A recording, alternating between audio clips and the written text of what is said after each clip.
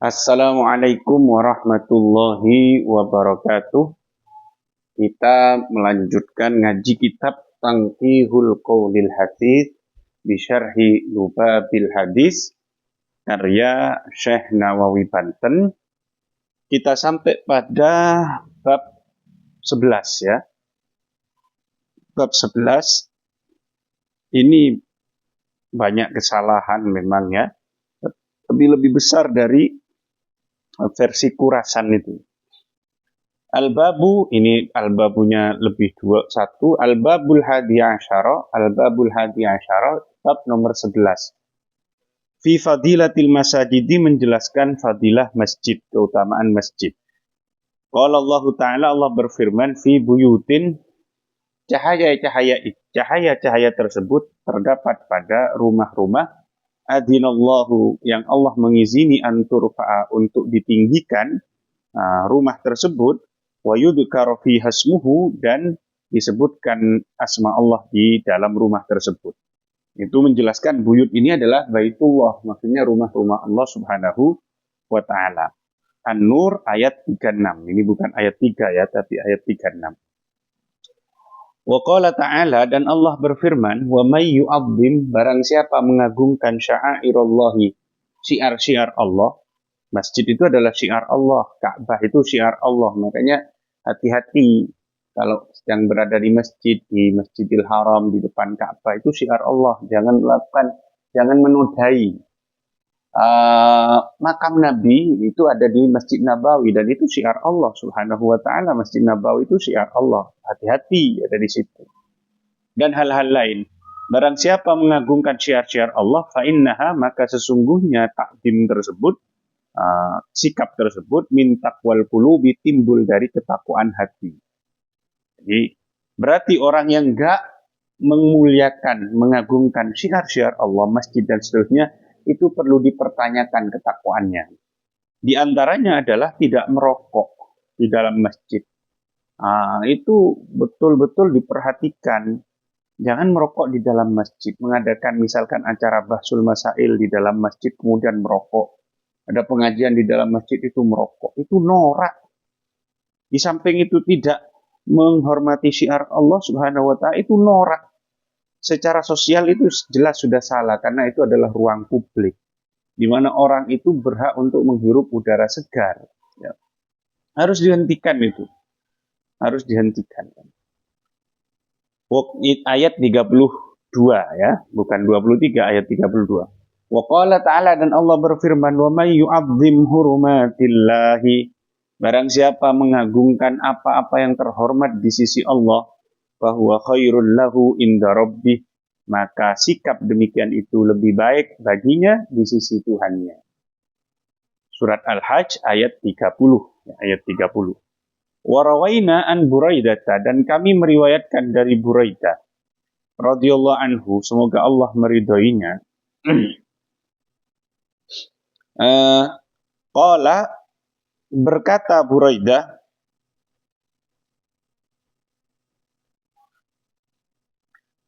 qala Rasulullah sallallahu alaihi wasallam, Rasulullah sallallahu alaihi wasallam bersabda, innama buniyat al-masajidu, sesungguhnya masjid itu dibangun, lima buniyat lahu, untuk tujuan masjid itu dibangun. Tujuannya apa? Agar itu disebut asma Allah di sana. Untuk apa? Untuk tempat sujud. Masjid itu kan tempat mahallul lis-sujud kan. Berarti tujuan utamanya adalah untuk sujud memang di situ, untuk sholat ya. Sehingga tujuan ini harus diprioritaskan daripada hal-hal yang lain gitu ya. Jangan sampai kegiatan-kegiatan lain mengganggu aktivitas sholat di dalam masjid. Rawahu Muslimun kada fil adkar. Hadis ini diriwayatkan oleh Imam Muslim. Demikian dalam Al-Adkar. Qala Nabi sallallahu alaihi wasallam, Nabi bersabda, al-masjidu baitu kulli mu'minin. Masjid itu adalah rumah bagi setiap orang mukmin. Rawahu Abu Nuaim. Hadis ini diriwayatkan oleh Abu Nuaim an Salman bi isnadin dhaifin, dari Salman dengan isnad yang dhaif, yang lemah. Lakin lahu syawahidu, tapi ada penguat, ada dalil yang menguatkan hadis tadi, karena hadis tadi sanadnya lemah. Ai Fakullu muslimin, maksud hadis itu adalah bahwa setiap mukmin muslim lahu fihi, baginya dalam masjid hakul ma'wa, hak untuk bertempat, hak untuk menempatinya. Wa fi riwayatin, dalam riwayat yang lain bukan pakai baitu kulli mukmin tapi kulli taqiyin, adalah al masjidu baitu kulli taqiyin. Masjid itu adalah rumah bagi setiap orang yang bertakwa. Lakin la yushiluhu, tapi dia tidak boleh menyibukkan diri atau menggunakan masjid tersebut bighairi ma bunyalahu, untuk selain tujuan dibangunnya masjid. Afada dzalikal azizi, ini dijelaskan oleh Al-Azizi. Betul-betul diperhatikan. Jangan sampai untuk hal-hal lain yang bukan menjadi tujuan utama masjid didirikan. Wa qala sallallahu alaihi wasallam, dan Nabi bersabda, idza ra'aitumur rajula, jika kalian melihat seseorang, seorang laki-laki mulazimal masjidi, menetapi masjid atau sering ke masjid gitu ya, fashhadu lahu bil iman, maka saksikanlah bahwa dia adalah orang yang beriman. Ai iqta'u lahu, yaitu pastikanlah bahwa orang tersebut beriman. Fa inna syahadata, karena persaksian adalah qaulun, ucapan sodaro yang muncul ala muwafa'atil qalbi al-lisana, karena hati itu sesuai dengan lesan, ala sabilil qati, dengan cara pasti. Wa fi riwayati Ahmad, dalam riwayat Ahmad, wa Tirmidzi wa Ibnu Majah wa Ibnu Huzaimah wa Ibnu Hibban wal Hakim wal Baihaqi an Abi Sa'id al-Khudri, dari Abu Sa'id al-Khudri, ada hadis begini, idza ra'aitumur rajula, jika kalian melihat seseorang, seorang laki-laki ya'tadul masjidah, biasa ke masjid, fashhadu lahu bil iman, maka saksikan bahwa dia adalah orang yang beriman. Fa innallaha yaqul, karena Allah bersabda, berfirman, innama ya'muru, sungguh hanyalah yang memakmurkan al-masajidullah, masjid-masjid Allah, hanyalah man, orang, yaitu orang amanabillah, yang beriman kepada Allah. Hanya orang yang beriman yang memakmurkan masjid-masjid Allah subhanahu wa ta'ala. Berarti kalau ada orang kok dia memakmurkan masjid, sering ke masjid, berjamaah di masjid dan seterusnya, berarti dia adalah orang yang beriman. Wa hadza hadisun sahihun, ini adalah hadis sahih. Wa fi riwayatin, dalam riwayat yang lain, ya ta'ahadul masjid. Ya ta'ahadul masjid, niti-niti masjid. Ya bolak-balik ke masjid lah, sering ke masjid lah. Wal muradu, yang dimaksud bi'tiyadil, bukan iktibar ya. Kan tadi ya'tadu bi'tiyadil masajid. Yang dimaksud dengan biasa ke masjid, ayyakuna qalbuhu, yaitu hatinya mu'allaqan biha, terikat pada masjid. Hatinya itu ada cinta pada masjid. Mundu yakhruju minha, sejak dia keluar dari masjid, ila ayyauda ilaiha, sampai dia kembali ke dalam masjid itu. Jadi betul-betul hatinya itu ada kerinduan ke masjid. Keluar itu dia tetap ada ikatan dengan masjidnya. Wa naqala ba'dhum anin Nawawi, dan sebagian ulama menukil dari Imam Nawawi, ayyakuna, yaitu maksud dari hadis itu adalah ayyakuna syadidal hubbi laha, yaitu sangat mencintai masjid, wal mula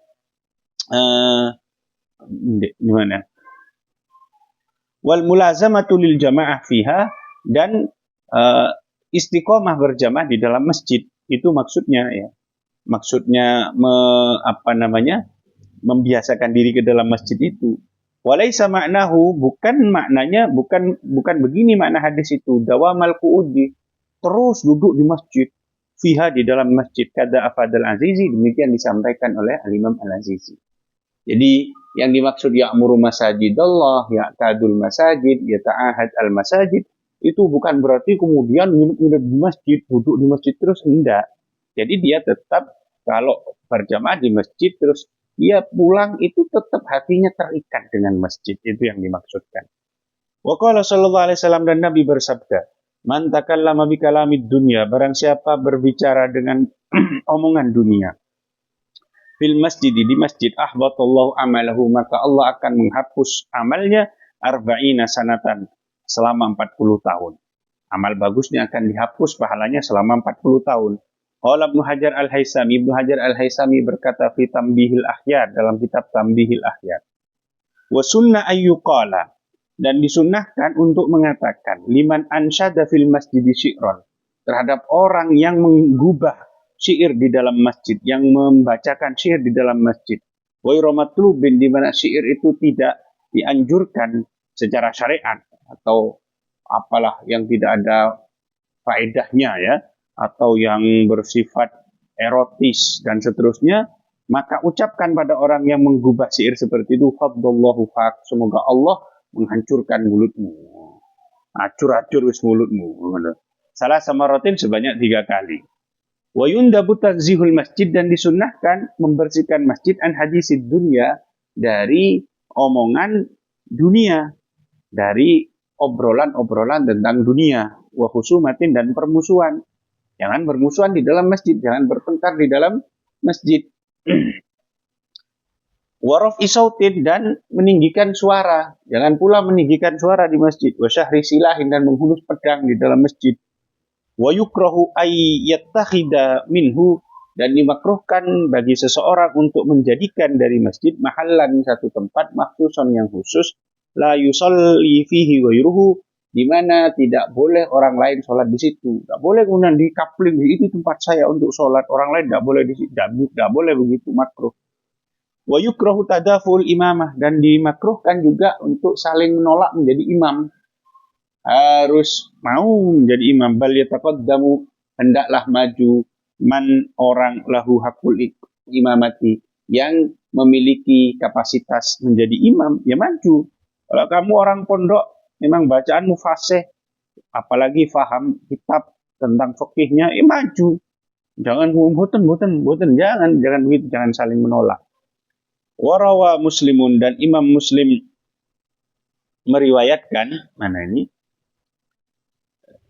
Warawa Muslimun wa Tirmidzi, Imam Muslim, Imam Tirmidzi, wal Hakim, dan Imam Hakim meriwayatkan an Abi Hurairah, dari Abi Hurairah, khabara, hadis berikut, idza ra'aitum, jika kalian melihat mayyabi'u, orang yang menjual, au yabta'u, atau membeli fil masjid, di dalam masjid.